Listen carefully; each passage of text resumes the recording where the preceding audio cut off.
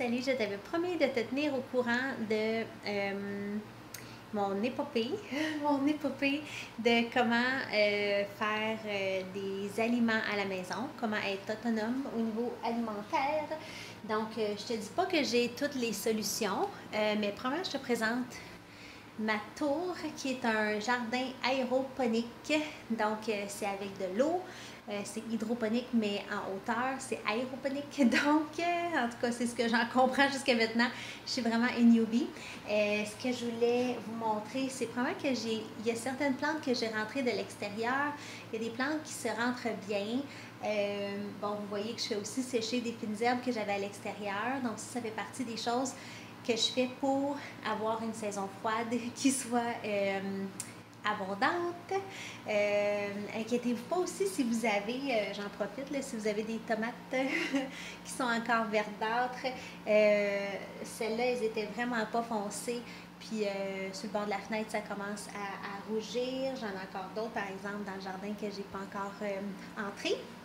C'est pas vraiment ça que je voulais vous montrer, mais j'en profite pour vous le dire parce que je vous avais dit que je vous parlerais de jardinage et ben pas juste de jardinage, de tout le processus que je suis en train de faire pour m'auto-suffire ou en tout cas pour avoir le moins possible besoin de notre grand système. Donc voilà.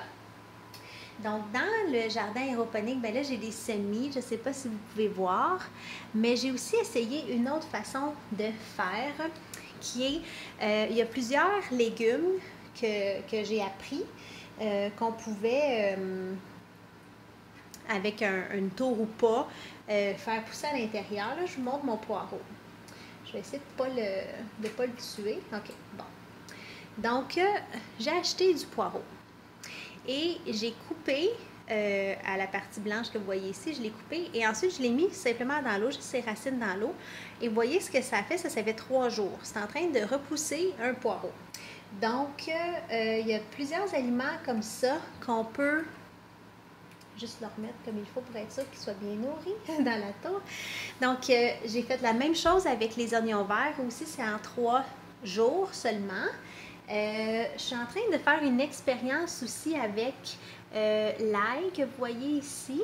Ça ne va pas pousser des gousses d'ail évidemment, mais ce que ça va faire, c'est pousser des tiges vertes qui goûtent l'ail. Donc comme ça, moi j'ai pas cultivé d'ail dans la dernière saison. Donc, j'ai pas plein de gousses que je peux garder à la maison puis à la portée pendant toute la saison hivernale. Donc, j'essaie de faire pousser les tiges vertes pour que je puisse assaisonner, que ça goûte l'ail sans nécessairement que j'ai des gousses d'ail. L'autre chose que je suis en train de faire et d'expérimenter, c'est les betteraves. Donc, le bout des betteraves dans l'eau, il recommence à pousser des petites racines. Et là, on voit qu'il commence à pousser des feuilles. Donc, ça aussi, je vais pouvoir manger les petites feuilles. Je vous dirais que je suis toute neuve. Donc, les betteraves, les poireaux, l'ail, les oignons verts. Il y en a quelques... Ah, les laitues aussi, les céleris, mais moi, j'avais pas acheté de céleri dernièrement. Donc, ben, je vous ai déjà... Ben, peut-être que vous n'avez pas écouté mes autres vidéos, mais ça fait 2 mois et demi que je suis pas allée à l'épicerie. Donc, je consomme qu'est-ce que moi, je cultive. Ou des amis qui m'amènent des choses où j'ai visité ma famille, mes papas. Donc, j'ai un de mes papas qui m'a donné plein de grosses courges. L'autre de mes papas avec qui que lui a cultivé plus des fruits, donc j'ai ramassé beaucoup de raisins, beaucoup de pommes, de poires asiatiques. Donc je me suis vraiment fiée sur qu'est-ce que j'avais à portée de main avec les gens qui sont proches de moi. J'ai des clientes superbes qui m'ont amené des choses, toutes sortes de légumes et des fruits. Fait que je vis de ça et de mes jardins depuis les 2 derniers mois et demi. J'ai été une fois, dernièrement, là, rencontrer une femme qui a une remorque d'ingrédients en vrac. Donc, c'est un peu semi-triché, je trouve, puis en même temps pas triché parce que je suis pas allée dans une... en fait, moi, je voulais pas aller dans un lieu où on m'obligeait de porter un masque. Donc, je me suis dit, si ça me tente pas de vivre ça, comment je peux faire les choses autrement? Et ça a stimulé une envie chez moi d'approfondir ce thème-là qui était déjà très présent, de sortir du système puis d'être autosuffisante. Bref. Tout ça pour dire que ça fait 2 mois et demi que je mange les récoltes de mon jardin et des gens que j'aime. Puis là, ben, on s'en va dedans. Donc, c'est ça. J'avais pas de céleri, mais je sais que le céleri, ça marche. Et ça ici, c'est justement une laitue. On est quand, là? On est mardi soir. Et je suis allée chez mon père dimanche. Et ça a déjà, tu sais, vous voyez, c'est où il y avait le blanc que je l'ai coupé. Puis vous voyez comment ça repousse. Donc, ça fait dimanche, lundi, mardi, ça fait 2 jours. Donc, ça ressemble à ça à l'heure actuelle. Donc, dans ma tour, j'ai mis justement certains aliments que j'ai fait pousser pendant 2-3 jours dans l'eau, mais que je n'étais pas obligée de mettre dans ma tour, mais je veux qu'ils progressent plus vite. L'autre chose, c'est ici, ça, j'ai un plant de tomates que j'essaie de... En fait, c'est pas un plant, mais il est quasiment devenu un plant. C'est... une partie de mon plant de tomates qui avait brisé, puis j'ai décidé de le mettre dans l'eau puis d'essayer de le mettre dans ma tour une fois que j'aurais fait pousser des racines. Donc, j'ai fait pousser des racines, je l'ai mis dans ma tour. Je dirais qu'il y a des feuilles qui sont un peu jaunies. Je sais qu'elle n'a pas de maladie, mais ça commence à être le temps qu'elle ait des nutriments là, parce qu'elle était juste dans l'eau. Évidemment, dans ma tour, j'ai mis des minéraux, des vitamines, des minéraux. Donc, on va voir comment ça va. Et j'ai aussi... des plantes que j'ai parties from scratch. Ça veut dire que j'ai parti, les tomates, je les avais parties, mais dehors, mais que j'ai parti à partir de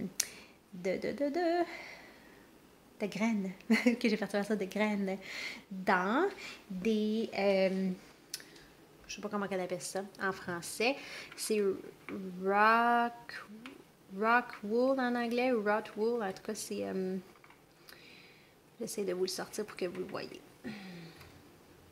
C'est cela. Donc, j'ai parti. Ça, c'est des nouvelles graines que j'ai mis dedans pour tester si je mettais directement dans la tour comment ça allait. Mais il y en a que j'ai fait il y a un peu plus que, presque 2 semaines, que j'avais mis là-dedans, que j'avais mis au soleil. Ah, vous voyez, la tour part. Donc, vous êtes témoin de l'arrosage. Et donc, c'est ça. Fait que ça a commencé à faire des petites pousses. J'ai de la laitue, du kale, de la basilic, de la roquette, donc toutes sortes de petits trucs. Donc voilà, donc je vous avais dit que je vous donnerais des nouvelles, alors je vous en donne. C'est là que je suis rendue par rapport, ce soir je voulais vous parler de mon jardinage parce que c'est ça ma joie du moment. C'est là-dedans que je me suis amusée dans les derniers jours. Et donc, voilà. J'espère que ça vous inspire à essayer de cultiver des choses en dedans. Donc, vous avez vu qu'il y a des choses qui se font sans même avoir un setup comme que moi j'ai. Il y a des plantes que vous pouvez rentrer. Les poivrons se rentrent. La basilic, la menthe. Là, il y a toutes sortes de plantes qui se rentrent après la saison estivale. Donc, vous pouvez partir à la recherche de ces informations-là. Donc, j'espère que vous cultivez la vie à l'intérieur et on se parle bientôt.